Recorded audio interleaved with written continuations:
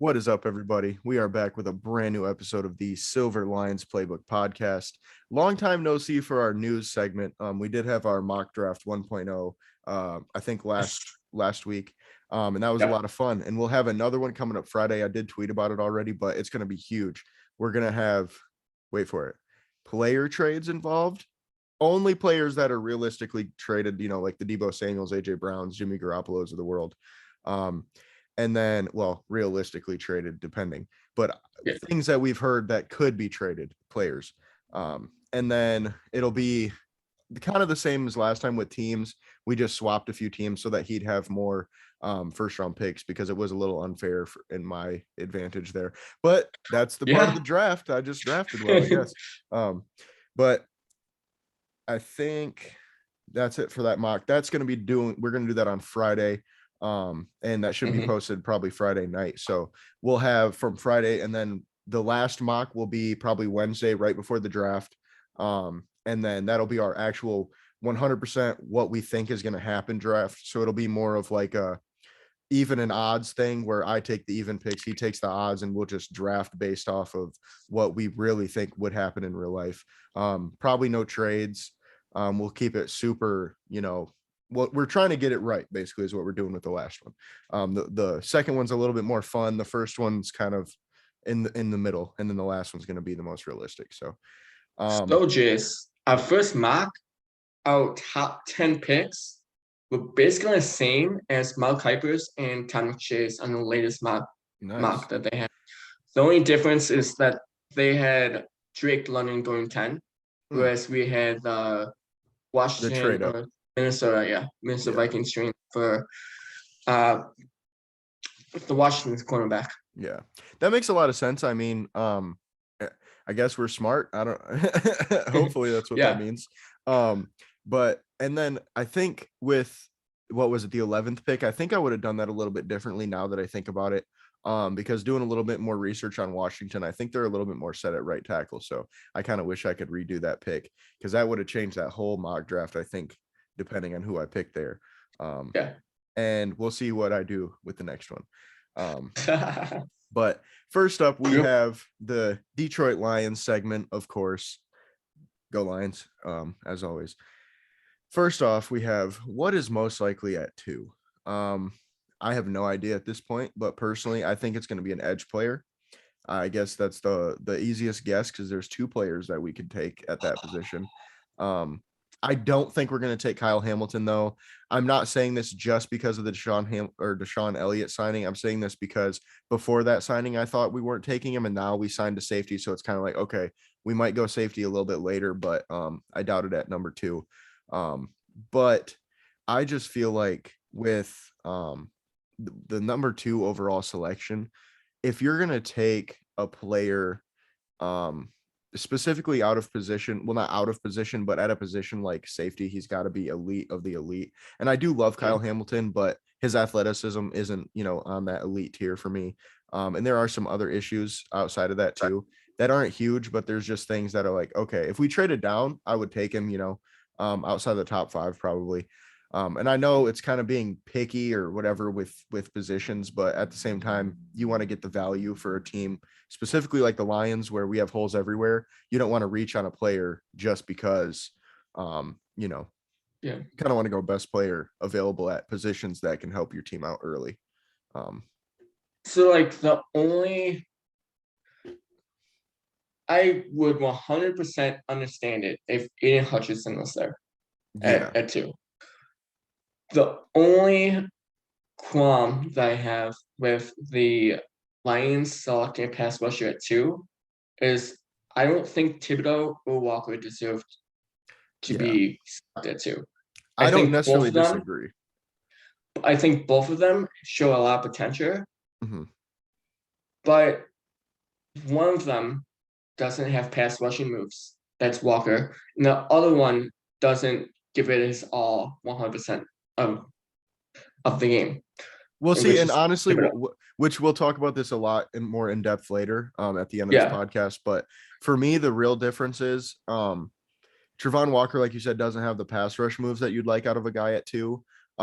but it's not really the effort thing for me for Kayvon. I'm just really worried about how well he can stop the run, because if you can't stop the run in college, chances are you're not going to be able to do it in the NFL. Yeah. So I have some qualms with that, and that's really my biggest issue. There is some effort issues, of course, but that to me is bigger than the effort.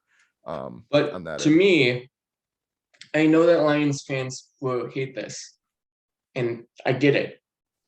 But to me, after Aiden, tackles are the best players available. I don't disagree, but I just can't take a tackle right now with the team that we have. I mean, Taylor Decker, we can't get rid of him for 2 more years because of the extension we signed and all the money that we gave him. And I feel like we have, our bookends at tackle. All we need now is a right guard, and I'm not taking one in the first 50 picks with the team we have right now. I just think we have more needs. And then, like, after you go tackle, I would probably say Sauce Gardner. Yeah, I don't hate that because I do love Sauce. But for me, corner again isn't a huge need for us, and I don't want to reach or necessarily take a position that isn't positionally valued as high. Whereas if we did trade down, I would love a Sauce Gardner or Kyle Hamilton. Right. I mean, honestly, the number one thing right now is a trade down. That's what we all want as Lions fans, because even if we don't get a Travon Walker or Kayvon Thibodeau, there's still guys that, you could get later, like a George Karlaftis. There's a lot of good pass rushers in this draft class. So it's kind of ridiculous how many you could get later on in the first. So, I mean, that's just like the worries I have, is that because the positional value and the positional need for defensive ends is so high for the Lions, I think that they might regret their pick if they pick a Thibodeau or a Walker over some of these best player available types. Right. I feel like the edges have a little bit more bust potential, than the other positions, especially at such a high pick. But the thing is, the positional value is what's tough, because it's almost like you're reaching on a player because of positional value now. But I don't know. It's just hard. You really want to trade down. And honestly, at this point, I would not be surprised if we took Malik Willis. I just wouldn't. We could go anywhere right now, That's another guy that I was thinking that, like, I would, as a Lions fan, I would be more happy with Malik Willis than I would be with Walker Thibodeau. Yeah. Just because I know that my future's in that guy, rather than, like, if Thibodeau or Walker bust, it's just another Jeff Okudah, and it's just like another year or two behind of what was expected. I don't know. It's gonna be interesting to see if the Lions, knowing that they are probably a ways away from competing and a ways away from actually building a competitive roster, is going to target a positioner need, which is defensive lineman or best player available, which I think is one of the offensive tacklers. Yeah, I mean, it's really tough. It's just such a tough draft too, because on top of everything you just said, there's not very much, like, I mean, the talent isn't that there's not top talent. It's very deep in other positions. So it's tough to be like, oh, we have the number 2 pick. This is a terrible draft to have that pick in. I'm just being honest. For sure. Know what I mean? It's really tough, which sucks because of course that happens, to the Lions when they have such a good pick. We don't have the top end talent. This is the best draft to trade down, but nobody really wants to trade up unless you're looking for Malik Willis or one of the tackles. I mean, I wouldn't be, super surprised if somebody traded up, maybe New York, or I don't know, maybe even Carolina, or another one of these teams that really need a bookend tackle. I would not be surprised if they moved up. Right. And trading down would probably be my best.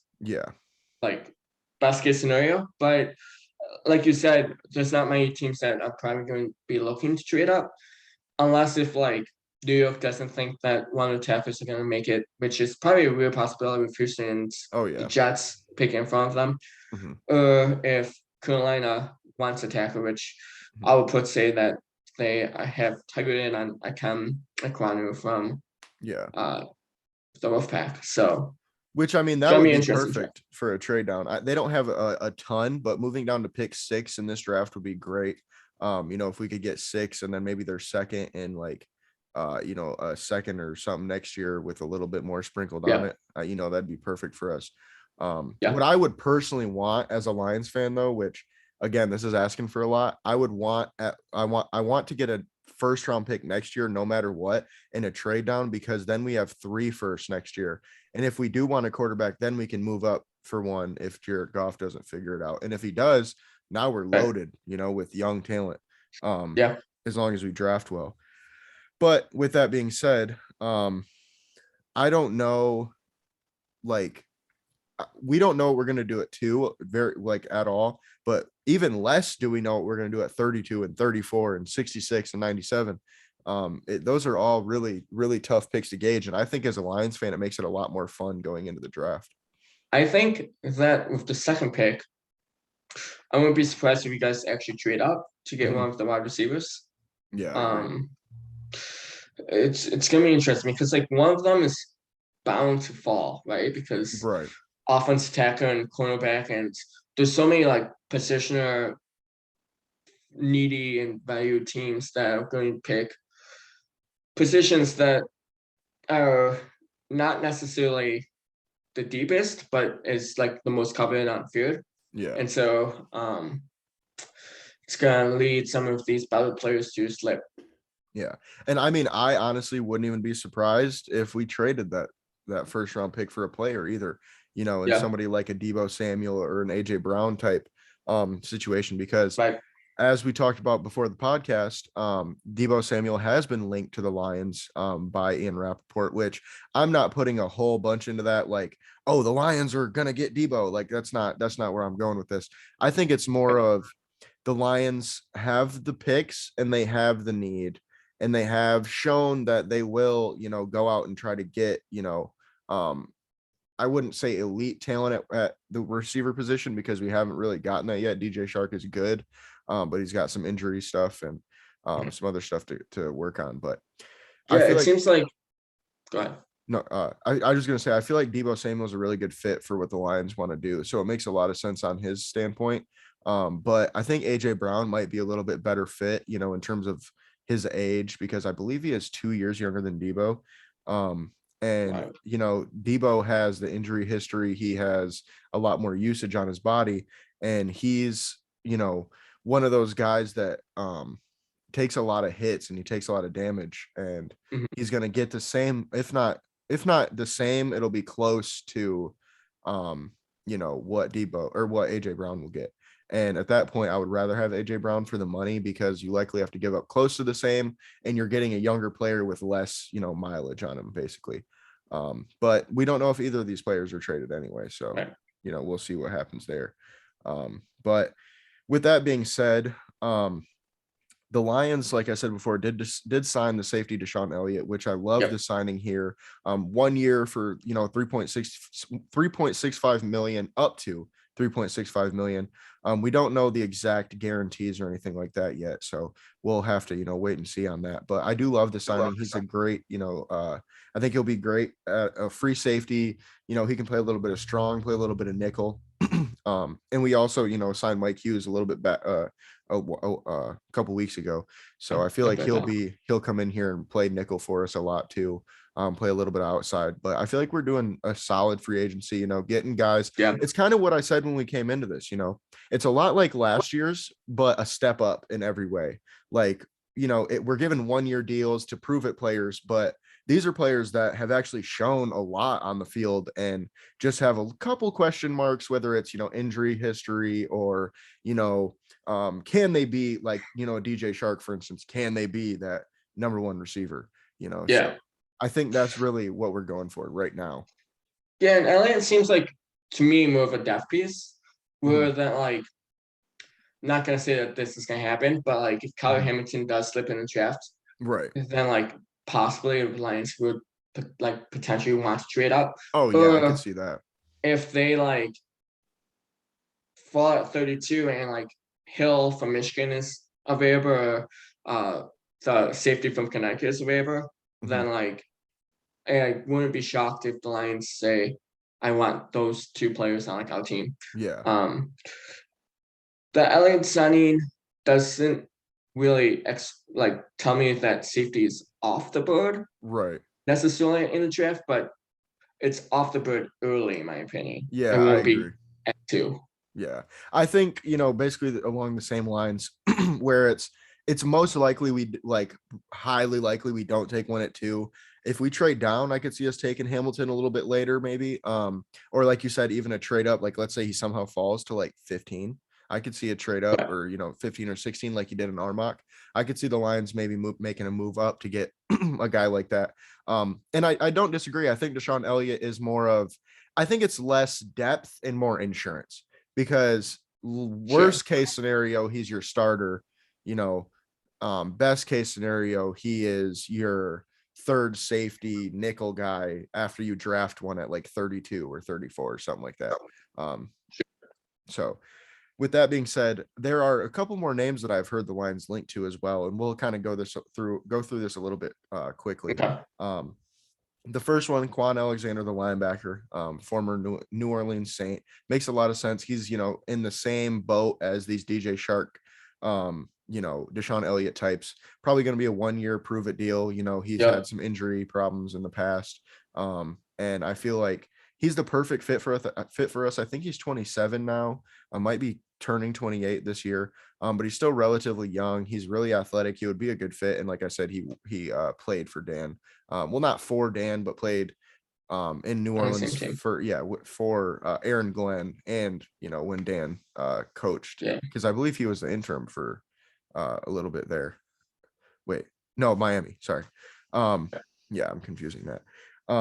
And then another one is PJ Williams, the corner / safety, which would make, a little bit less sense now with the Deshaun Elliott signing.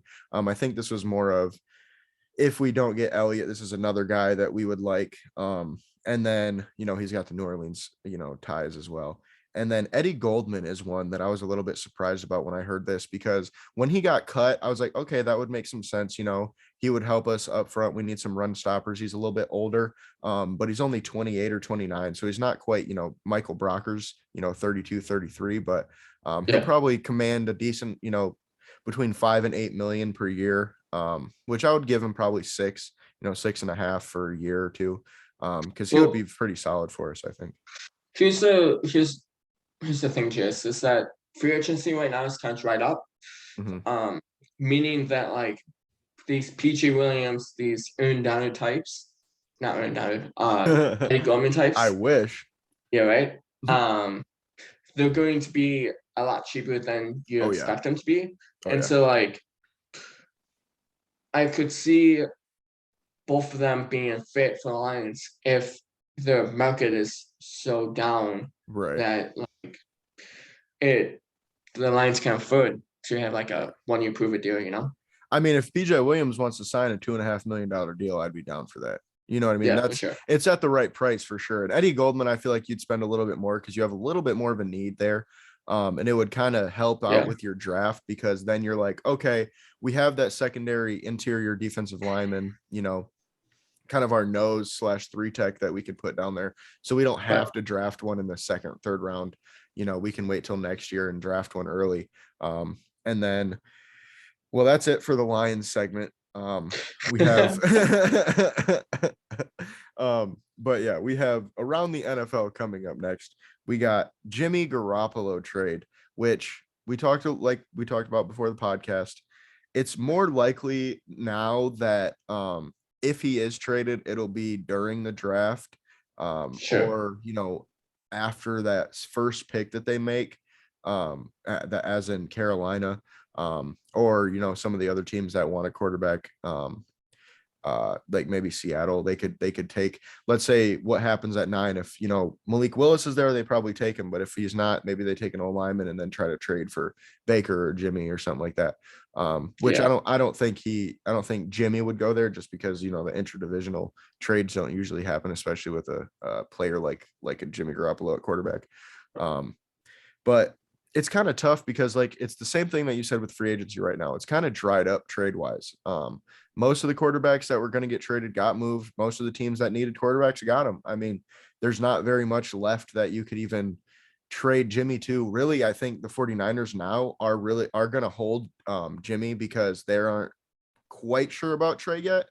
They'll see how he does, throughout training camp. And then what they'll probably do is if somebody gets hurt, they'll trade Jimmy. Yeah, and it's like those teams still like conceivably need a quarterback. Like I'm not really sold on New York Giants being completely sold on Daniel Jones. Or like, the Steelers with Trubisky or yeah, exactly. Mariota. So like you could say the Atlanta Falcons, you can say the New York Giants, you can say Pittsburgh, you can say Carolina.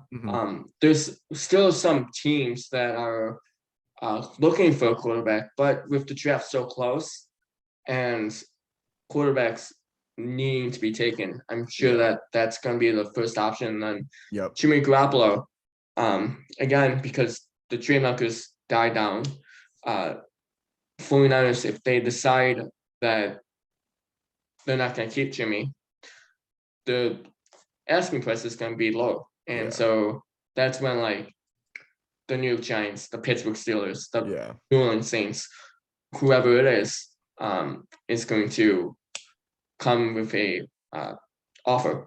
Right.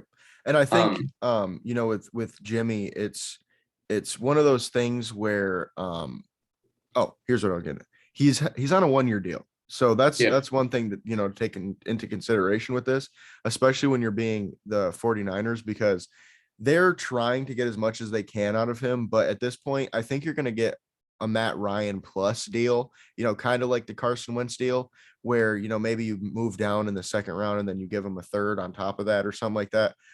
That's what's most likely at this point, because it's a 1-year rental kind of thing, because you don't know what Jimmy's going to do. And at this point, like I said, the trade market's kind of dried up. So, and that's kind of the same thing with Baker Mayfield. So like, here's the thing with the 49ers too. We have heard recently that they have Deebo Samuel on the block, and usually teams don't trade or can't trade two high volume players like the quarterback and the wide receiver. So I think if the 49ers trade one of them, it's going to be one or the other. It's basically what I'm trying to. I think the difference with that is, and I might be wrong about this, but from the outside looking in, I look at it like Jimmy Garoppolo is their backup now. So it's more of like they're trying to trade their backup quarterback because they have Trey Lance. Like, if I could understand, like, I get what you're saying, because normally you wouldn't see like Devontae Adams and Aaron Rodgers traded in the same offseason. That just would never happen. Right. But I think the Jimmy G is a little bit different, just because maybe they're going with Trey Lance, and maybe they think their team might take a step back, and then they would trade Deebo for picks and try to, kind of build from the draft that way. Cause they do have Brandon Ayuk still, and he's not bad. I mean, then they could, draft another receiver this year.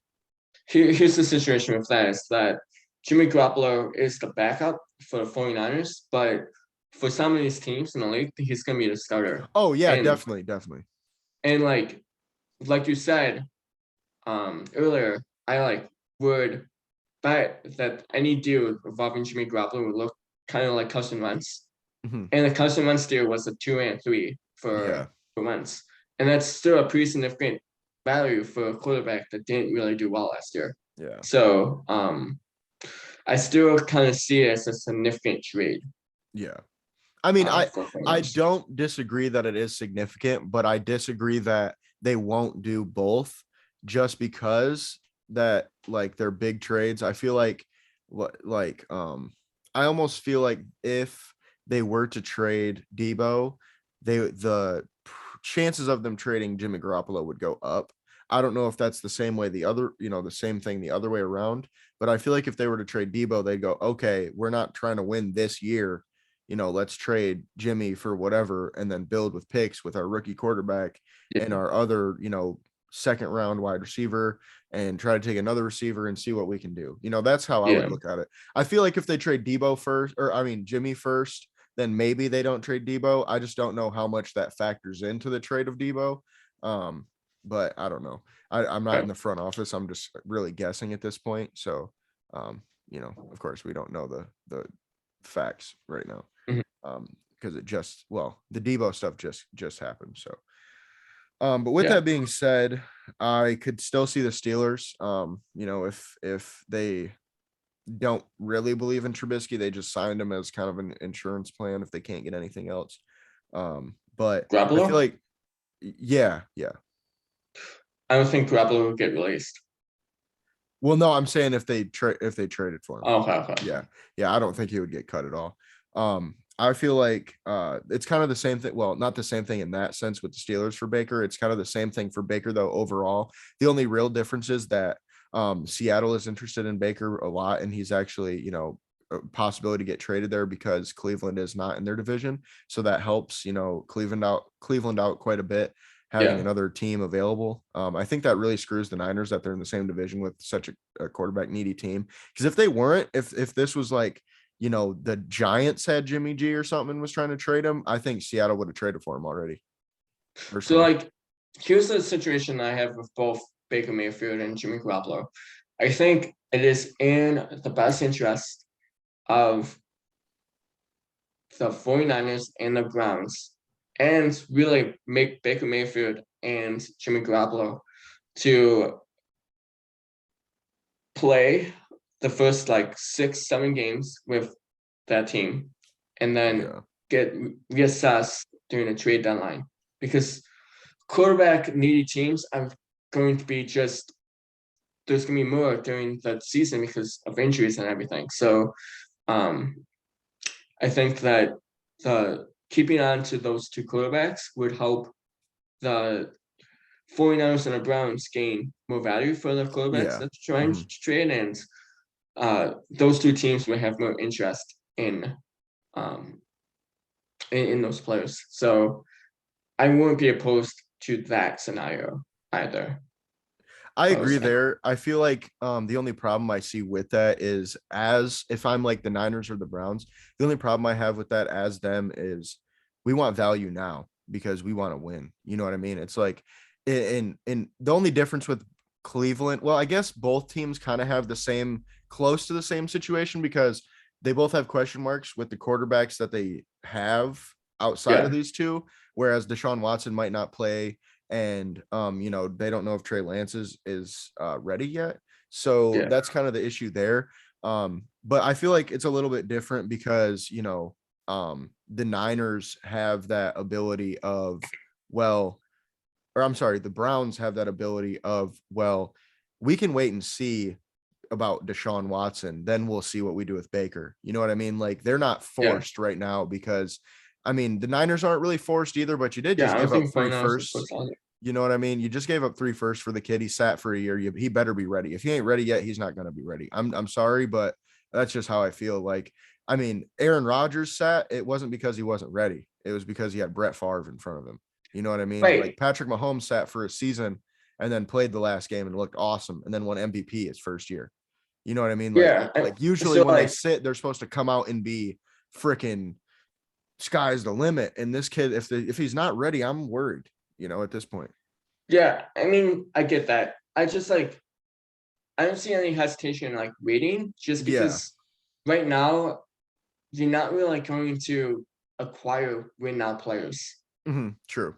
Yeah. Like you're going to acquire picks, and by like everything that I read, and maybe teams value this draft differently, but like the 2023 draft is supposed to be much better than this 2022 draft. True. So like, what's the difference between getting a 2022 pick with which your the draft stock won't be as high because Right. like who knows what player you're gonna get, or like this 2023 pick which might be more value to you because it's stacked, and Well, so I feel like the difference with the there's not, I mean, you're right on that point that of the draft, the draft difference. I think the difference is if you're waiting, are you playing Jimmy? Are you playing Trey Lance? Are you waiting because Deshaun's uh uh he can't play? Are you waiting because you can't get anything? Like, it's one of those things where do you want to pay your backup 18 million or 25 million? You know, it's kind of tough because it just depends on logistics going into the season. Like how much are they up close to the cap? Like what's going on with that too? Because if you're a team, I mean, the Browns right now are paying a lot of money for quarterbacks. Yeah, You know what I mean? for So sure. it's one of those things that I could, if Deshaun Watson isn't suspended, and if they can't get anything for him, he's going to get cut. That's really Oh yeah, no, for sure. end all. I think that'll be after the draft, of course, but it just depends on what happens there. So I think it's more of a Right. wait and see for the Browns, whereas the Niners are more like, if we can get what we want for him, we'll take it. But the conundrum that they have after that is, do we want to pay our backup 25 million, or do we want to play him to try to up his value? But then do we hurt Trey Lance by not playing him? Well, You know, like I don't know. I don't see. I get it that you don't want to sit your quarterback that you invested the third overall pick on last year for a couple more games. But like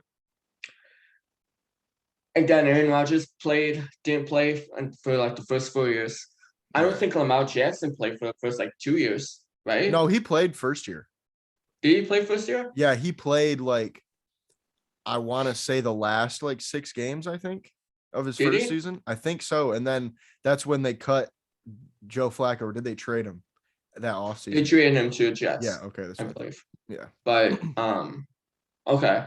I thought he was like on the field sporadically, but I didn't know if he Yeah, I like think he was at started. first. And then towards the end of the season, he started because they weren't going to make the playoffs. So I think they just kind of put him Okay. in, and then he started playing well. So they got rid of Flacco basically. But yeah, like I don't know if not starting 6 games is gonna hurt Right. Lance in the long run. But you could So hurt I don't know. Jimmy's. I mean, you could hurt Jimmy's value too if he doesn't play well.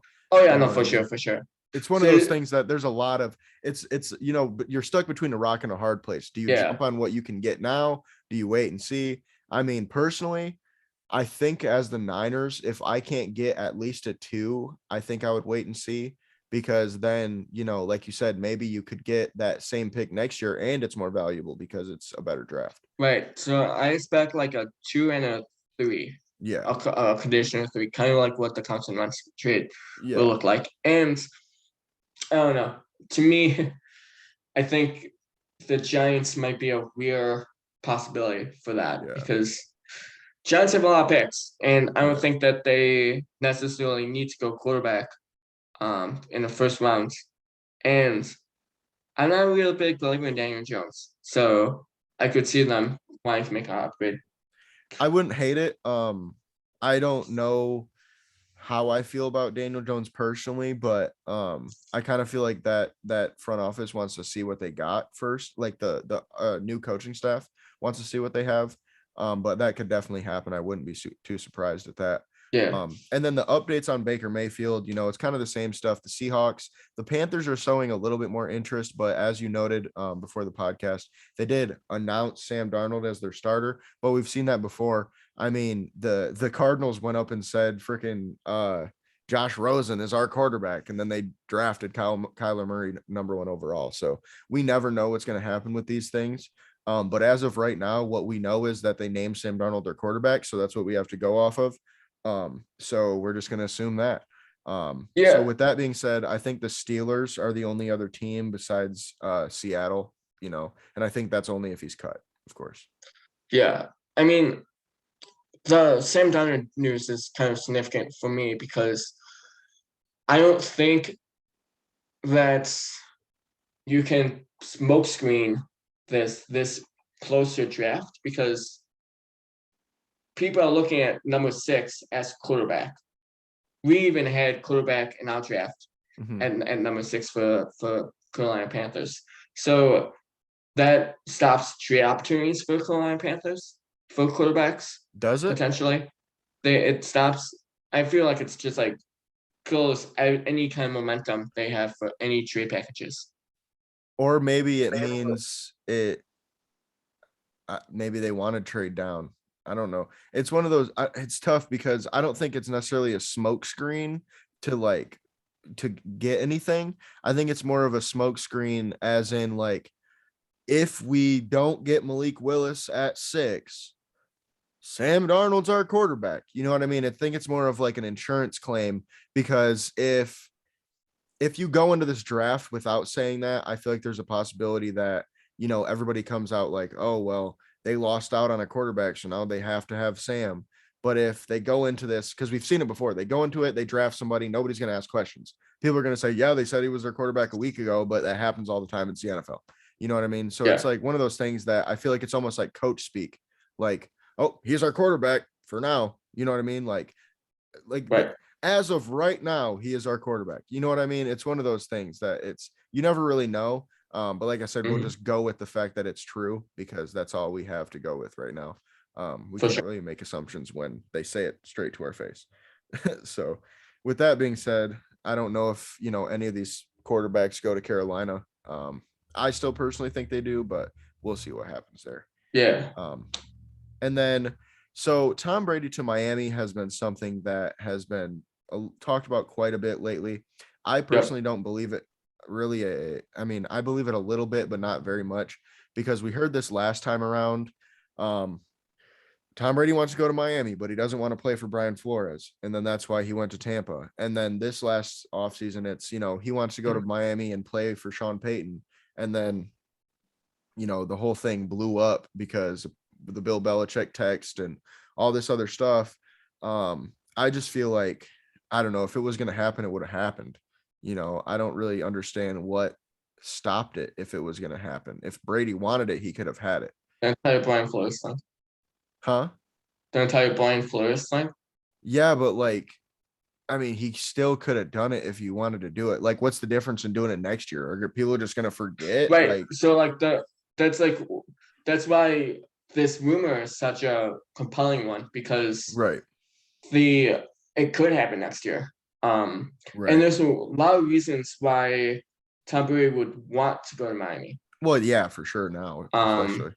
just one of them is just to stick it to New England and say that, hey, I'm better than Bill Belichick, and this is that reason why. And like, if he beats Bill Belichick twice a year, man, that's a hell of an Well, argument here's something to. we're kind of leaving out too, is that it's not to play there.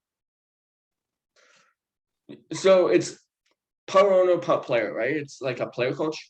From what I heard, it was more of like he was going to be an executive. Like he would have played this year, but then retired and became a Yeah, full-time executive. So I think for it'll be sure, next year. He'll step in as like, the VP of football operations or something like that if he does it. for sure. Or the GM or whatever. But I think he's more of like a VP or, like a coach type. I don't know if he would want to be a Yeah, GM so necessarily. it would be like 1 year and done, right? Right. Which makes a lot of sense. Again, just like based off the players that they traded for, right? Like, Mm-hmm. I'm sure that Tom Brady in like New England had seen Tyreek Hill and was like, "Oh man, Right. I really want to play with that guy," Right. and now he has the opportunity to. Um, and Well, that's the thing. this, Don't you think he would have? I like that's my problem is like if he wanted to go there, what was stopping him other than being I under think nothing was contract, I stopping him guess. on his end, but Right. everything was stopping him them the Miami Dolphins and their ends. Because if they just got rid of Brian Flores and said Tom Brady and like kind of just like it's a mess in the entire thing. And so Well, they like, already have a coach though. I don't think he was going to be their head coach. It was more of like a VP thing. but So, Sean Payne was going to be, right? And so like if they quickly replace Sean Payne, well, Brian Flores with Sean Payne, right? well, I don't They think that was necessarily it's tough because I just don't understand it at this point, because it's like, okay, if it was infringent on Sean Payton coming over, then why did like he retired and then this whole I just don't get it. Like I get what you're saying where it's like, okay, it couldn't have happened because it would have just looked really bad to it hire looked terrible, yeah, yeah. Sean Payton directly. But I mean, they hired Mike McDaniel, and what are they going to fire him next year to get Sean Payton to get Tom Brady? Like I just don't understand it. Like, Well, I don't know. so like Sean Payne would have had like the same deal where like it was a one and done situation. So he's going to Um, coach there for 1 year and then retire. and be in a lucrative front office role. And So so why not just do that to begin with? You get what I'm saying? Like, why not? He could just go there and be like, right, look, I'm the GM now. I'm the GM. You're the coach. Mike McDaniel's the coach. I'm the GM. Tom Brady's the VP. That what would have yeah, changed this year versus next year? It just sounds like that's why I don't not like the rumor. I just don't believe it too much because it just seems like a hodgepodge of stuff that like yeah. kind of makes sense, No, but it for seems sure, for like sure, for somebody's just sure. throwing stuff at a wall to be like, hey, I made this up. You know what I mean? Like I think some of I it had this is. first. I Yeah. think some of it is, but like I also can see some credibility in it, and it wouldn't shock me if it happens. I honestly think what's more likely right now, 100% more likely, is Sean Payton unretires after Mike McCarthy gets fired next year and becomes the head coach of the Dallas Oh, Cowboys. I'm I think that's 100%. yeah, I'm 100% there with you. yeah, Like that's when Sean Payton got fired. That's like the first thought that came in my mind. yeah, Um, but like it wouldn't shock me if something like this, like if Aaron Rodgers, for instance, had like the same kind of deal with Sean Payton or some like other retired head coach. yeah, Just because the NFL is now becoming more of a players' league, I feel like now players can decide who the coaches need to be and who's going to be around them. And quarterbacks just have a lot of power. So I wouldn't yeah. be shocked if this Brady thing happens or if something like this might not include Payne or Brady, but Right. like something like this happens in the future. I mean, I honestly don't. I wouldn't be surprised if Brady ends up being a VP somewhere next year or a GM or a coach Yeah. or something next year. But I just feel like this particular rumor, I just don't, Yeah. I feel like it's like I said, it's more of like a fun, could have Right. been thing where it's like, oh, this was possible kind of thing. And I 100% agree that like there's so many things happening in this rumor that like Yeah, it's kind of hard to believe, but right, it also sets up the possibility of it happening in the future with players that like don't necessarily need to evolve Tom Brady or a coach that doesn't necessarily need to evolve Sean Payton. right, Um, what really sticks out in this rumor for me is just how bad this Tom Brady Patriot relationship is. right, Because if Tom Brady wanted to go to Miami, I'm pretty sure the only difference between Miami and Tampa Bay is that they play New England twice and they're in the same conference, right? yeah. Um, and so like, how bad did Bill Belichick treat Tom Brady in his last few years in New England? That's the question that kind of raises my head. My question is, I know people are going to be mad at me for saying this, but is it Tom Brady just being a dick? Like, I mean, is he just being a dick? Yeah, it's very possible. I mean, okay, I'm going to make this short and sweet. Everybody's been talking about Aaron Rodgers in this negative light for him keeping himself in the media cycle. Tom Brady has been doing that times 10, and all we've been doing is showing highlights. When nobody says anything bad about it, we just go, here's his highlights. Look at how good he is. It's like, Yeah. he's making it all about him when Russell Wilson just got traded, or all these guys are getting traded and it's all about Tom Brady still. So like, here's the difference: is that Tom Brady's never said anything bad. Aaron Rodgers got negative media attention because he said vaccines suck. I And mean, he didn't say that. He more said this vaccine sucks. But anyway, but yeah, that's a different conversation. But personally, I mean, I don't think that matters. I think that is the dumbest thing I've ever heard in my life. The fact that people are going to sit here and judge Aaron Rodgers as a football player based on whether he was vaccinated for a vaccine that now we kind of know he was a little bit more right than anybody wants to say, but we'll move on after we won't talk about that. yeah. But I just feel like it's one of those things that people just hate Aaron Rodgers because it's cool to hate Aaron Rodgers. It was cool to hate Tom Brady 5 years ago. Now it's not anymore. So nobody Well, hates like, him. yeah, Tom Brady's just like I don't know. Tom Brady is that perfect NFL Yeah. playboy, right? Right. Like where look he's for just it, kind of everything. face of NFL right now. Yeah. And just because he has like so many championships, and again, He's the GOAT. I mean, that's what it is. In my experience, like I've never heard him say anything wrong. Like Right. you can't pinpoint a conference that he's talked in and said, I don't know, Tom Brady, that what you said right there doesn't seem right. Like you can say his ex-wife or his ex-girlfriend having a baby with, like maybe that's like the most controversial thing he's did. But I mean, I feel like nowadays I don't know, bro. That 5-second kiss to his son was a little weird. Just a bit. Just a little weird. I don't know, man. Yeah. It's one of those things that's like, hey, dude, that kid's 11. Like, you need to chill. You know what I mean? Like, hey, bro, it's grown. That's almost a grown adult. Oh, man. Right? You're kissing him on the mouth. No. You hadn't fun for 29, yeah. Something like that. All right. But yeah.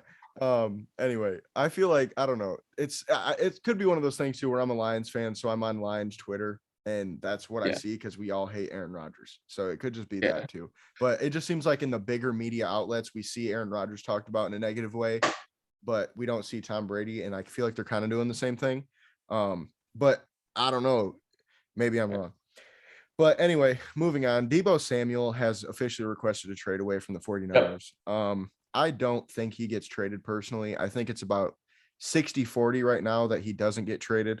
Because from what I've heard, the Niners are asking a lot, like Tyreek Hill, Devontae Adams type of price. And then, Deebo Samuel's also asking for a lot of money, like a Tyreek Hill, or Devontae Adams type money. So that's two things you got to take into consideration with this. I think too, from what I've heard, it sounds like the request is a little bit more about usage than it is about money. It's about both. But from what it sounds like is he'll take a little bit less money if he doesn't have to be a running back on top of a wide receiver. And I think that's the problem is the Niners want to use him in any way they want, but not pay him as if he's being used in both of these positions. So he feels a little disrespected. And this isn't from anybody. This is just from me reading through the tea leaves. So I'm not saying Deebo Samuel thinks he feels disrespected, but from what I've seen and, everything I've heard, that's what it seems like. And, we saw the clip, on Instagram Live with Deebo Samuel talking to AJ Brown about his agent saying that, the 49ers won't give him more than 20. They know he's worth more, but they won't give him more, because they just won't. And that's why he requested the trade. And I feel like with the usage stuff, they're basically saying we won't pay you more, but we won't give you less usage. So it's kind of like one of those tough things. But at the end of the day, I think they end up coming to a conclusion because they unlike other NFL teams, use Deebo in such a specific way that really, really makes him shine. Whereas I feel like other NFL teams could have an issue with that, and that's probably why they don't want to give up quite as much that as the Niners want, because the Niners do see him as a legit wide receiver one. And I don't know if other NFL teams, I'm sure there are some that do, but I don't know if other NFL teams do as well because of the way he is used in San Francisco. So, and he reminds me of a better Cordell Patterson, right? Like, I don't hate that. And so, because Cordell Patterson, especially after he left Minnesota, has been tried at a couple of different positions, running back and wide receiver. And really in New England, they found a formula where he thrived in both positions. So I could see New England being a potential team, but they don't have the pieces, nor do they have the money. Right. That doesn't make any sense. I feel like go ahead.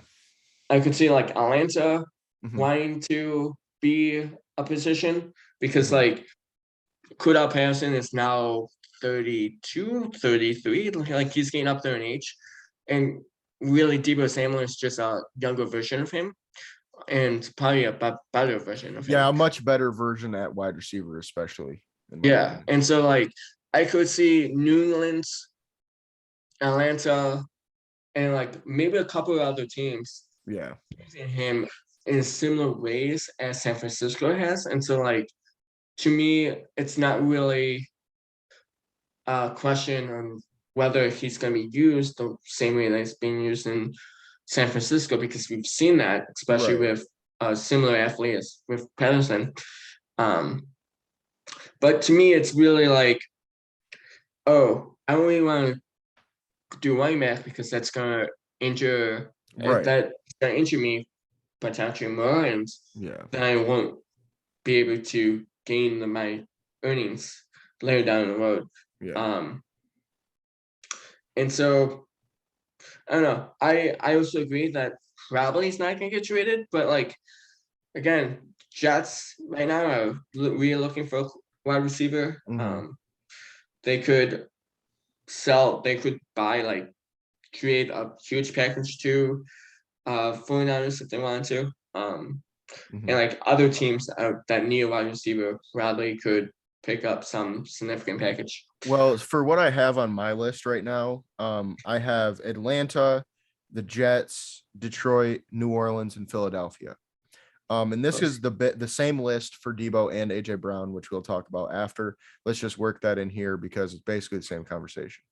So like here's the difference with AJ Brown Mhm. and Deebo Samuel. I think Deebo should have more interest than Really? AJ Brown. Why? Um, and that the only reason why I say that is because AJ Brown is kind of like your Anquan Bolden. He's not really your speedy type. He catches a lot of like really awesome competitive balls, but he's not gonna blow you away. And I I don't feel like him know, and Deebo are pretty close in speed. I think AJ Brown might even be faster than him. really. Yeah, I mean, I know, or I might be wrong, but I'm pretty sure the 40 times are for AJ's faster. Deebo, they're probably very similar in terms of game speed. Deebo is probably a little bit like quicker, in terms of like, getting to his top speed faster. Um, but I don't know. I feel like AJ Brown to me would have more uh interest because he's younger. He has been a little bit injured, but not quite as much, and he doesn't have the usage on his body. Right. And I mean, obviously you have to pay them both.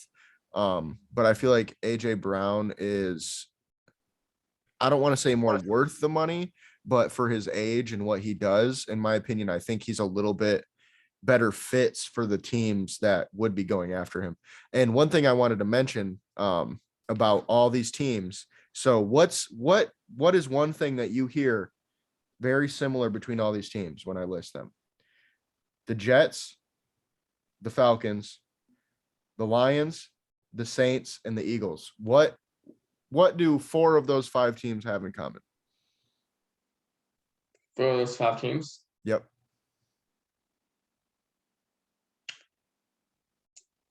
The all West Coast.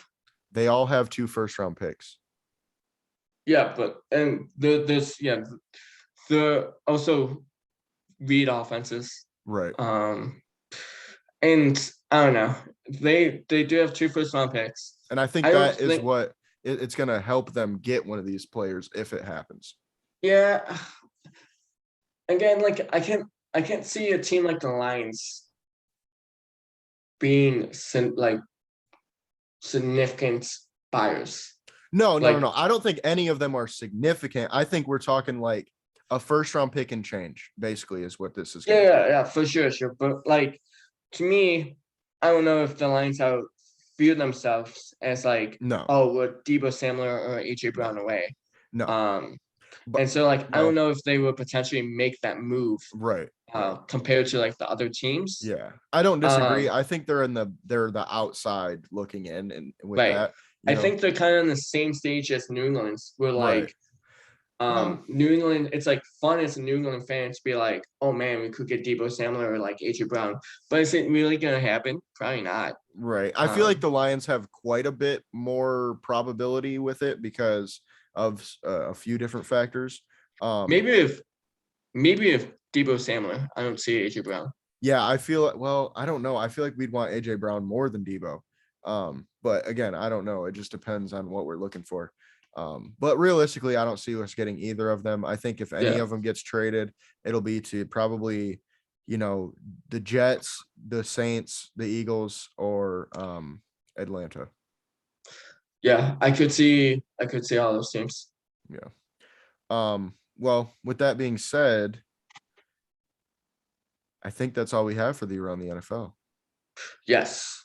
And last but not least, we have our prospect watch.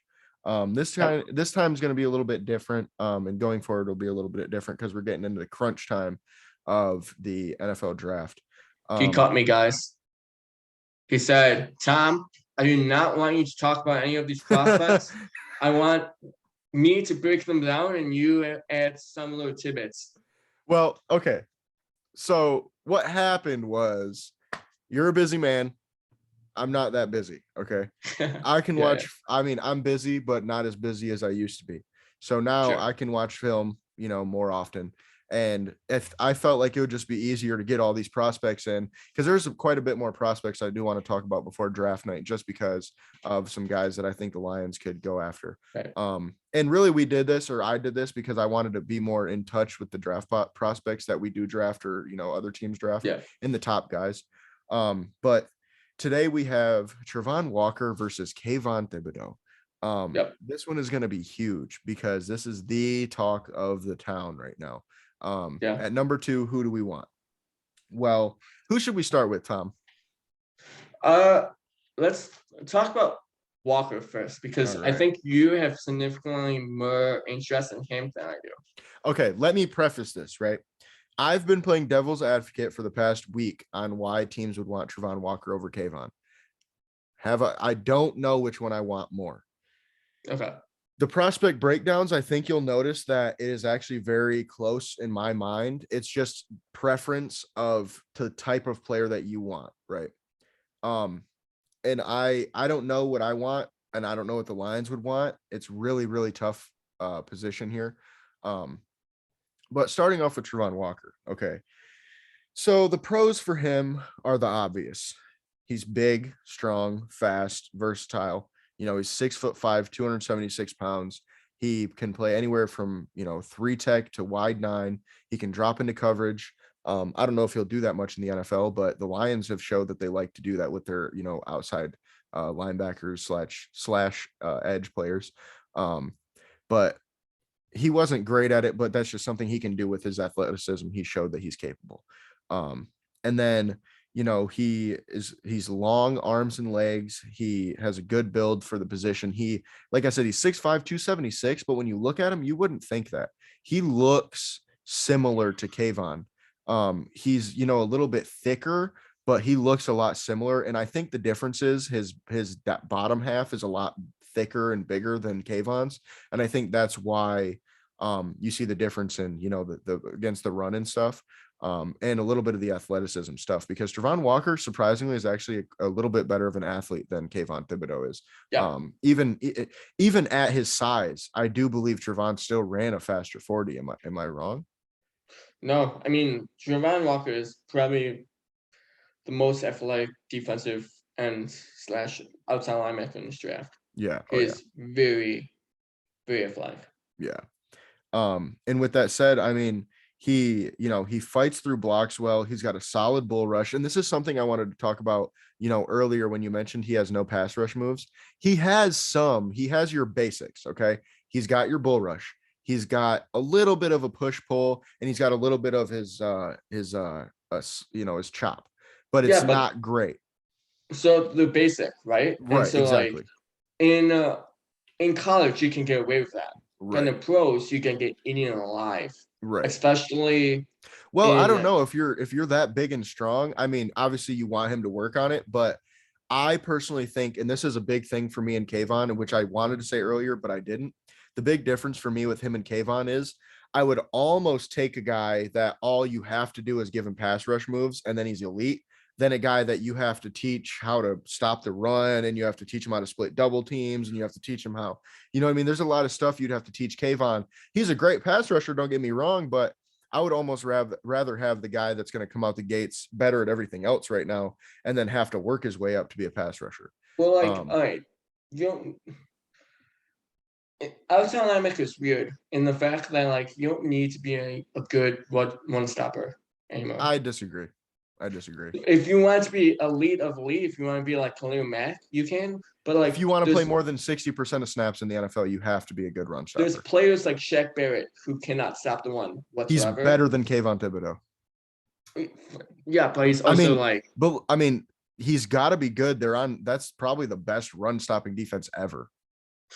I feel like a lot of it needs to do with Villa. Well, yeah, for sure. But I'm just saying statistically, it's the best run stopping defense ever for the last 2 seasons. But like, my point is that Shaq Barrett hasn't been. Maybe it's gotten better, right. And like maybe it's something that's improved on. But he's never been known as a good run stopper in his NFL career, and so and he's making a significant amount of money. They also have another guy on the defense, Jason Pierre-Paul, who also is now a real good run stopper. So I think that unfortunately outside linebackers a lot like the NBA, where if you just put the sack numbers up, then you're just gonna get paid. And if you are going to be like an absolute all pro NFL outside linebacker like a Khalil Mack, then yes, run stopping is a huge issue. But you don't need to be good for if run stopping to be a successful NFL player. Well, that's my problem. At number 2 overall, I want a guy who's more likely to be the Khalil Mack than a guy who's for sure, got the smaller lower floor. Exactly. But where was I at? So with Travon Walker, he's got a solid bull rush. He doesn't get pushed around. And that's the big difference between him and Kayvon. I feel like Kayvon gets pushed around quite a bit. And then he doesn't get pushed around. He anchors in the run game well. He's got a solid push-pull moves. He feels the play really well. He gets down the line well. And when I say down the line, as a defensive end, okay, especially Travon Walker, he's not the guy that they go get the quarterback. He's the guy that has a specific job. So as a defensive lineman, when you are told your job this week is the running back, one of the main things that you have to do when you don't get blocked, specifically when you're unblocked, is immediately work your way down the line, like a straight line down the line of scrimmage. Does that make sense, to get to the running back? And that's one of the biggest things that you don't really see out of these younger guys, because I played the position myself, and it's something you forget. You just forget consistently, because when you're unblocked, you just want to go, you just want to get to the quarterback or wherever. But he does that very well. He fights off doubles and chips very well. He's very good against the run. He's got really good speed to power, which is something you really like to see. He doesn't have the elite hands and all that you see out of an Aiden Hutchinson this year. But I feel like he could work his way up there. He collapses the pocket well. He doesn't finish well. That's the real problem, is he's got some issues with finishing, and I think that has a lot to do with his hands, and just being a little raw at the position as a pass rusher in general. He's got some issues, finishing as well. And then he dropped into coverage sometimes. He's doubled all the time. And as a guy that is on a defensive line like him, when you're doubled more often than they are, that's saying something. Like, he was doubled constantly. And when you got Jordan Davis and Devontae Wyatt right next to you, that's saying something. But with his cons, okay, obviously he needs to work on a lot of his pass rush moves. He uses his shoulders way too much in his pass rush, which is a big issue for me, because that's one of the big things. The first thing you're taught as a pass rusher is to get your hands on them. And when your immediate thing is to kind of just shoulder your way into a guy, it doesn't look very good, especially on film when you're trying to see how the guy's good at pass rushing, and then he's just kind of laying on a guy. It's like, all right. And then he had a specific job, so it's hard to evaluate fully based on like what you would want him to do in your scheme. And then he's not super bendy. He's not, your, like we've talked about, he's not your elite pass rusher right out of the gate. He doesn't have the elite get off, but at the same time, a lot of the times he's asked to be a QB spy or QB contain, or he's supposed to get to the running back, whatever it is, he's got a job. So it makes it a little tougher. he stops his feet too often for me at times. It feels like in pass rushing specifically, he'll get a guy to a good point and then he'll kind of just stop his feet and then he gets stopped. And then, that's when he collapses the pocket, but doesn't finish a lot of the time. And then he doesn't get the pressures you'd want at the number 2 overall pick. He over pursues at times, needs to finish more and doesn't have the sacks. And with all of that said, I still have him as an A- player, because I feel like he could step in and be a very, very good player. And like we talked about before, I think his absolute floor is Trey Flowers. And I know that's like, oh, wow, taking Trey Flowers at number 2. But we're talking about Trey Flowers that can run a 40 and 4.5. I mean, like, it's not elite player talent, but it's a guy that, I mean, Trey Flowers got 18.5 million on the open market, and we weren't the only team that was going to give it to him. So I know he got picked a little later, but I more say that because of the play style, because he'll be more of a run stopper. He'll probably have like 7 to 9 sacks a year, and he'll be good all around. So here's my thing, is that let's just say that these two, Thibodeau and Walker, develop the same way that we see him now. Okay. Where Walker is more of your one-stopping defensive lineman. Thibodeau has more of your power rushing moves, speed rushing moves. It's more of a pass rusher. Doesn't give of his effort 100% of the time, but doesn't stop the run at all. Don't you think that like Thibodeau's still the better pick at 2? Because he does I'll answer that after I do Kayvon's, because that's kind of like what I was gonna go at the end here. I was gonna have a little like a scenario thing at the end, so that'll be one of them. But with the last thing I have for Travon Walker, my pro comp for him is a more athletic Cameron Jordan, or a bigger, or not a bigger, a bigger version of Josh Allen or a Rashawn Gary type. I feel like he's, got that potential to be great, but he's more likely kind of your top 15 pass rusher type, if that's kind of where you'd like him to be. And then Kayvon Thibodeau is very similar. I have the same grade on them. They're both an A- with A+ potential. So it's really tough. But my pros for Kayvon is he's big. He's got good length. Like, he's 6'5", 250. So he's about 25-ish pounds less than Travon Walker. He's big, got good length, good burst. He's a prototypical pass rusher, long arms, big, thick arms. He's kind of got a smaller lower body, but that helps him with his get off and, being a little bit more bendy. He's got solid hands. He's not elite yet, but he's solid. He's definitely better than Travon Walker by quite a bit. He's got a decent repertoire of moves. He's a good athlete. He's versatile. He can play the 5 tech all the way down to the wide 9. I wouldn't put him at the 5 in the NFL. I would just leave him between the 7 and the wide 9, just because I don't think he can stop the run at all. At the 5 tech specifically. And I feel like he'd have a lot of issues with, tackles chipping him, or being double teamed, or just being washed down often, because that was something I saw on tape a lot with him. He gets washed down a lot by these tight ends. And then he finishes his sacks well, which is something you don't see with Travon Walker. Usually when Kayvon Thibodeau gets a pressure, he's hitting the quarterback, or at least getting close to him, or getting a sack. He's got good quick hands and dip move. He's got a good chop. He's got a solid arsenal. He's got solid recovery. When he gets knocked down or he gets kind of pushed off balance, he can recover pretty well. He collapses the pocket well. He's got a good speed rush. He goes to the outside shoulder really well, which is something we didn't see with Travon Walker. Kind of the opposite, where Travon kind of shoulders guys, where Kayvon knows, okay, I got to get my left hand on your outside shoulder and try to kind of spin you around so that I can throw you to the side when I need to. And then he's got a very good burst, and very good get off, like I said. And then his cons, he does need some work with his hands. Not nearly as much work as Travon Walker, but still he needs some to be that elite, top tier pass rusher. His bull rush needs a lot of work, and this is the difference between him and Travon Walker. Travon Walker's bull rush is very good, and that's the thing is if he's got a few pass rush moves, his bull rush is definitely his best one. Deebo is more of a speed rusher. I agree. Definitely.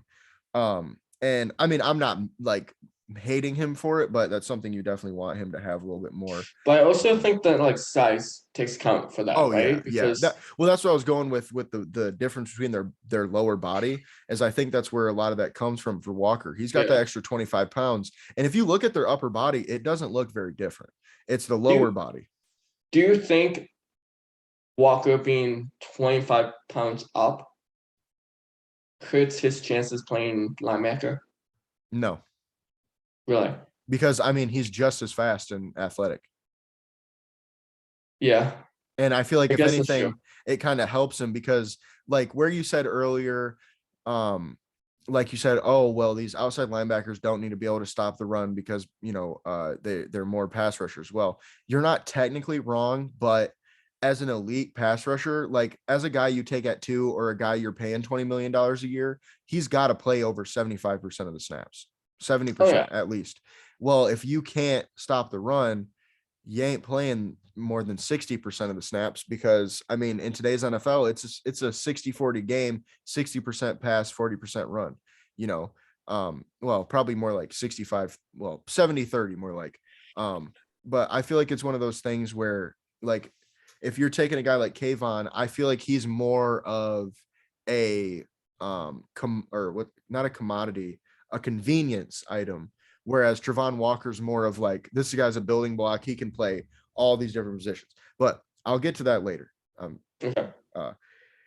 Where was I? So he gets pushed around way too often for me, in the run specifically, but a lot of the times in the passing game too, once he gets blocked, he's blocked. He has a lot of issues fighting off doubles, which I know everybody's gonna be like, well, he's not gonna get doubled from the 5 tech in the NFL. Yeah, but he could get doubled in the NFL at the 7 tech by tight ends and tight tackles. And guess what? George Kittle is basically a college tackle. Okay, let's be honest. I mean, George Kittle is a freaking monster, and if he gets doubled by George Kittle in whatever tackle, he's screwed. And I know you're saying most defensive linemen would be, or linebackers would be, but when you're taking a guy at number 2, you don't want him to be most defensive linemen. You just don't. You want him to be that step above. You know what I mean? Yeah. But and then he doesn't anchor well in the run. He kind of gets, like I said, he gets pushed around too well. He doesn't get off blocks well. He's not dominant enough to me in any way, when he's singled or versus lesser comp. Even as a pass rusher, he just doesn't look dominant. He looks very good, don't get me wrong, but when you watch him, he's not a Chase Young or a Bosa or, you know, even an Aiden Hutchinson. Like you watch him and he's like, okay, this guy's pretty good. He's got the tools. He needs some work, but you'd probably take him, you know, 5, 6, 7, somewhere like that. And then what doesn't have the sacks, which with all the talk about how Kayvon's such a great pass rusher, you'd think he'd be having 16 sacks a season. No. Him and Travon Walker's sack numbers are very similar. You'd be surprised. Didn't Thibodeau have more pressures though? Didn't Thibodeau lead the FBS in pressures? I'm not completely sure about that. That might be true. I haven't looked at those numbers exactly. But from what I saw in terms of the other numbers that I saw, they weren't too far off. And for a guy that kind of, your one job is to rush the passer, it's kind of, you know, you're a little worried.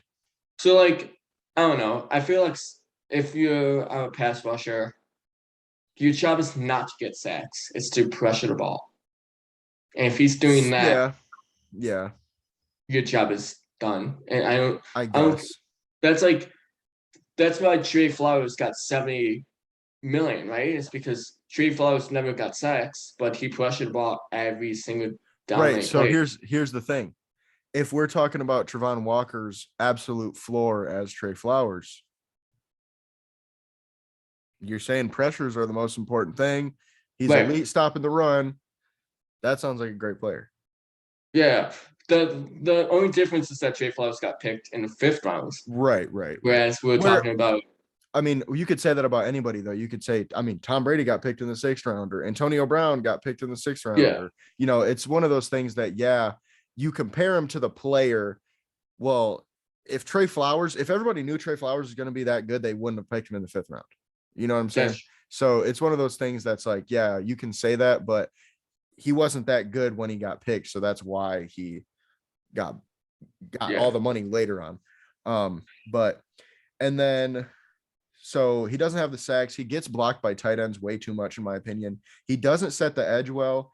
He's too reactionary, as in he's just like, he sees it and goes. Like, it's not like a lot of the time, and a lot of the times he's wrong. So that's why it's an issue. Yeah. And then he stops his feet versus the run too often. Like, he'll kind of just give up on the play. And then like I said, his grade for me is an A- with A+ potential. The difference is he's got like a C floor. Like, he could be okay in the NFL. He could be not great. Whereas my comp for him is Khalil Mack. That's his absolute ceiling, but his absolute floor is beyond. That's a huge ceiling. I know, but that's if he gets his run game down. Because when you watch the tape, he's got all the quick twitchiness, he's got all that stuff, but he's missing a lot of key components to it, where that's his absolute ceiling. Whereas Travon Walker's absolute ceiling is, I don't want to say this, but it's like an Aaron Donald type of player. We're talking like dominant, like, dude, bro. Yeah. I'm not saying he's going to be Aaron Donald level, but we're talking about like, a Bosa. We're talking like next level. Yeah. I know you're looking at me crazy, but all he needs is pass rush moves, bro. What are we talking about here? All he's got to do is be able to get better with his hands. The only reason why I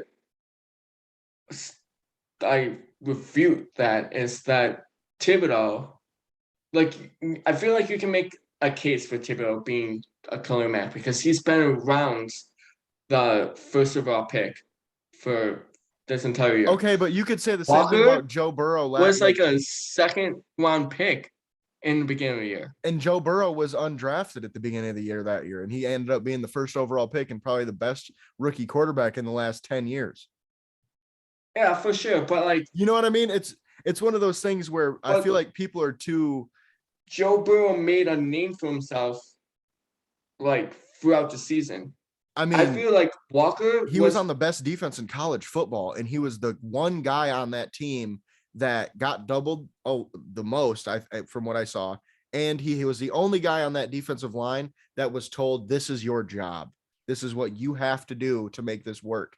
And in my opinion, him being so athletic that he could have definitely done more, but they told him this is what you have to do, to me means he was the only guy on that team or on that D line that was like intellectual enough to be able to process all of that stuff, if that makes sense.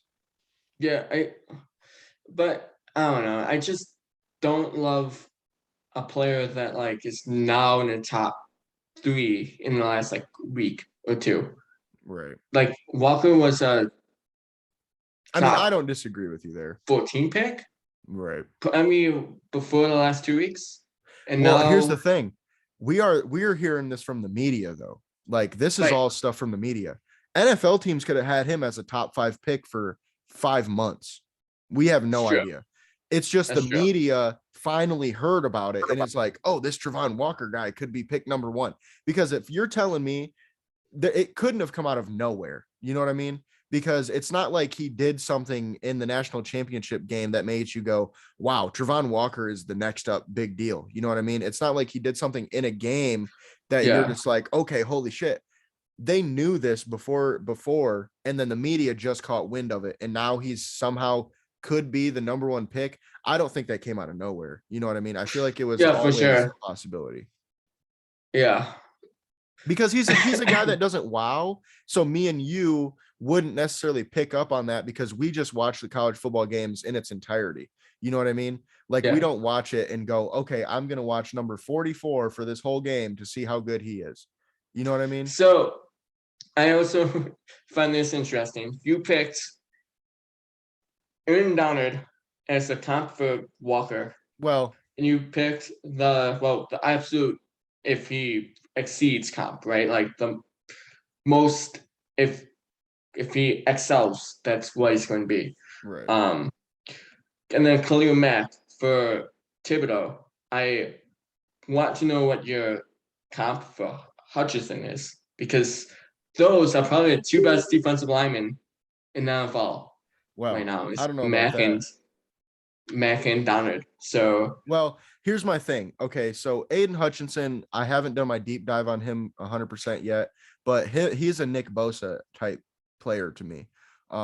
Like he might not be on that level of prospect yet, quite yet, but that's yeah, his ceiling. His ceiling is okay, like a okay. Nick Bosa type, elite pass rusher that can also stop the run pretty well.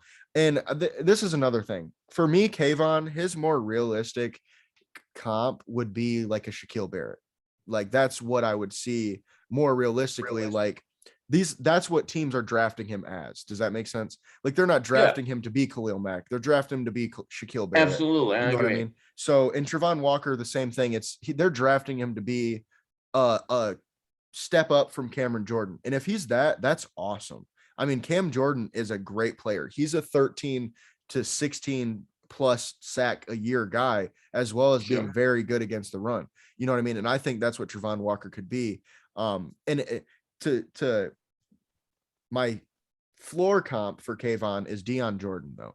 I think he has very high bust potential. And that's my problem with Kayvon is I think his bust potential is a lot higher than Travon Walker's, because if Kayvon busts, it's most likely that he is not good at all. Like if he busts, it's like a Deion Jordan, Alden Smith type, where I mean, maybe not Alden Smith because he was good. He had some off the He field was stuff. very good, yeah. Yeah.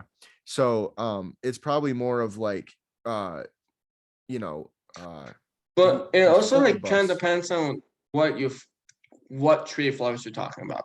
I'm Because you were talking talking, about like the New England Patriots floor, then yeah, you're getting a good guy. But if yeah, you're talking about like the Detroit Lions trade flowers, that guy is maybe not even worth a contract. Like Trey right. Flowers was really bad with the I Detroit don't think he Lions. was really bad. I just think he was overpaid, so it made him look bad. I think what my the Trey Flowers comp is New England Trey Flowers because that was Okay. his prime, and that's what I'm saying is like I feel like that's Travon's floor, and I feel like he's more of a safe pick, and that's why you would see teams like Detroit where we can't afford to miss on this pick. Even if we miss on this pick, okay, we're talking a decent player at least, Whereas Kayvon, I That's could see fully busting. that's why I think you guys should actually consider Tacker. Nope. I think I if you guys pick a Chem or if you guys pick Near, you guys have probably the best offensive line Nope. in the NFL for years. Nope. I'm not doing it. If I'm the Lions, there is 0% chance I take tackle at 2. I just won't do it. I think they're the safest players and the best players ever Right, but we're gonna play them at guard. You're not taking a guard at number for the 2. first couple of years. Yeah, but you don't in the NFL, like, how do I say it? This ain't Madden. You can't just move dudes around all over and over and over. Be like, oh, to this week you're going to play right guard. Next week you're going to play left tackle. Next week you're going to play or year even. You can't go this year you're going to play right tackle. Next year you're going to play left. Next year we're going to move you to right guard or vice versa. That's just not how that works. Like usually guys Right. when they come in, their first or second year they are solidified in their position. Like Didn't the Lions move Sewer like three yeah, times though? no, we moved him. We moved him. Technically, we moved him one time because he started out at left because Decker was hurt, and then we moved him back to right. So technically, he was always our right tackle, and then we had to move him to left. So technically, we didn't move him twice. But the same thing with Frank Ragnow. I mean, we drafted him, and we already had a center, so we played him at left guard for year 1, and then he moved to Yeah. center. But that was in the 20th overall selection. I mean, yeah, sure, but like, And we had a need at tackle with Sewell. All we need right now at offensive line is a right guard, and we already have one. He's just not elite. Like that's the thing. We don't need to be spending on offensive linemen at number 2. Like there is actually -% chance in my brain that we take an offensive lineman in the first round at all. Like I just don't see that coming at all. Because especially with the positional value, there's some guys you could get the 4th, 5th round that are probably better than what you have, and you don't have to spend on a bunch. I get that. Yeah, I don't know. It's just like, again, this draft is so weak to me that I disagree that Walker's floor is Trey Flowers. I think his floor is a lot worse than that. Yeah. Like, I could actually see him being kind of like a Deion Jordan. I don't see that. Where he's just like out of the NFL. He's too good of an athlete, and he is more ready than Kayvon is right now to step in the NFL and be a very good player. I don't know. So like the thing that I don't like about Walker is that all he is potential, in my opinion. I don't think so. I think all Kayvon is potential. I think it's the exact opposite. I think both of them are all right. Potential. Well, don't get me wrong. My point with that is that right now, today, I believe Travon Walker is the better football player. I absolutely agree. But that to me means you're drafting Kayvon more for potential than you would at Walker. Correct. I would say that if right now, if I was a general manager, I would pick Walker over Thibodeau. I 100% agree with you. Agreed. I just don't know if I would draft either of them. Right. Yeah, I don't disagree with you there, because it is a tough pick. And like we said before, the number one thing is a trade down. If you can't get a trade down, though, you're kind of in a sticky situation like the Jeff Okudah stuff, where, we wanted to trade down and we couldn't, and we had to take Okudah. It didn't work out. It was the player we wanted, but we took him a little too early. This draft's a little different, though, because there's not guys that we're passing on necessarily, other than maybe a Kyle Hamilton or a Malik Willis. You're passing 2 generational tackles. You and these tackles, man, it's killing me. I'm just saying. Okay, so that's not happening. Let's be honest. One of them might turn out to be like Luke Jocker. One might also turn out to be Eric Fisher. But I'm just saying, like, I get what you mean. It's just, as a Lions fan and from the Lions perspective, it ain't happening. Like, I 100% agree. I don't think they're the picks. I just think that they're the safest picks. The Detroit Lions are taking Evan Neal at number 2. You heard it here, Carolina. You heard it here first. Everybody, we're taking offensive linemen. Come get the number 2 pick so you can get them. All right. Works for me. No, like, I 100% agree with you. I'm just saying the safest picks. Yeah. If you guys actually going best player available, would need to be tackled, in my opinion. I think it would be different if, number 1, we didn't just give Taylor Decker a huge deal, because if we could trade him away and get maybe a late first or like a second round pick, then I think we would be in for it, because then we would have 2 bookend tackles that we just drafted back-to-back years. But the problem is we're tied to Taylor Decker for the next 3 seasons. We cannot get rid of him. No. So we would be drafting a right guard at number 2. Your argument completely makes sense, and I 100% agree with that. Right. Again, it's just, if I'm saying who's the safest pick at number 2, if Indian's gone, it's got to be one of the attackers. No, I don't disagree. I don't trade out. Yeah, they probably are the safest pick in terms of talent. You know, not in terms of fit, but in terms of talent, they are the safest pick. Right. Bust potential. I get what you're saying. Yeah.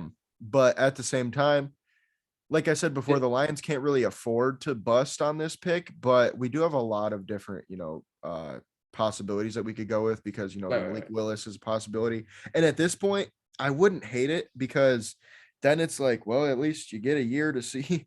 You got to wait a year to see if he's going to suck or not, at least, Right. And like, it's like banking on your future. Like, quarterback is the most pivotal position in an NFL roster. And I don't know. I find that, like, if you guys get a quarterback, the NFL season is exciting, because you want to see that quarterback play, right? Like, and so even if he is a bust, then, like, that sucks, and it sets you back so many years. But I don't know. To me, that's better worth the excitement watching than them taking another guy that's maybe a Jeff Okudah. Right.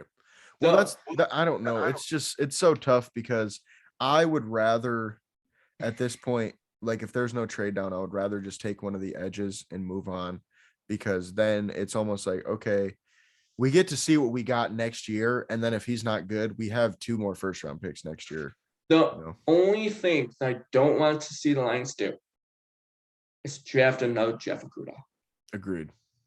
And so that's what kind of scares me about Thibodeau and Walker, is that it's kind of the same thing that we heard about Okudah. Okudah coming in the draft was all about potential. He could be at potential number 1. And yes, injuries has played a part in why he is he wasn't very player. good on field. I mean, he was decent, but he wasn't great. And I mean, to be honest, though, I didn't love the pick of Okudah because he didn't show me what I think he needed to be that pick. And I mean, I guess you could say I'm right so far, but I'm kind of the opposite with Walker, where he shows me enough. It's just, can he learn what he needs to learn? Whereas Jeff Okudah, Jeff Okudah is not the athlete that you think he is, or that you would want at that position, at that draft pick. And I don't know, he just wasn't as clean as everybody thought. He wasn't as, like, if you're going to pick a corner at number 3, it better be Jalen damn fucking Ramsey. It better be Jalen Ramsey. You know what I mean? Like, if you're picking a corner that early, he better be locked down top 10 corner from the moment he steps on that field. If not, you just screwed up. You know what I mean? No, absolutely. If I was a betting man, I would bet that Walker is the pick at number 2. Agreed. But I wouldn't necessarily like it if I was a Lions fan. I wouldn't, because I would want to trade down. Yeah, I wouldn't hate it or love it. It would be one of those, okay, we'll see. It's just at this point, as a Lions fan, that's kind of where you're at anyway with the whole team. So it's not the worst position. You just really like there to be more of a obvious choice here at number 2. So that kind of is tough, but that's all we got for this episode. We appreciate Tom for coming by as usual. And we appreciate you guys for watching. I don't usually say this, but go ahead and like, subscribe, drop some comments, do your thing, share this some bitch, get this everywhere. Let's have some fun with it. Again, stay tuned for Friday. We'll have that chaotic mock draft. I would not be surprised if every single pick gets traded. Not really going to happen, but it could.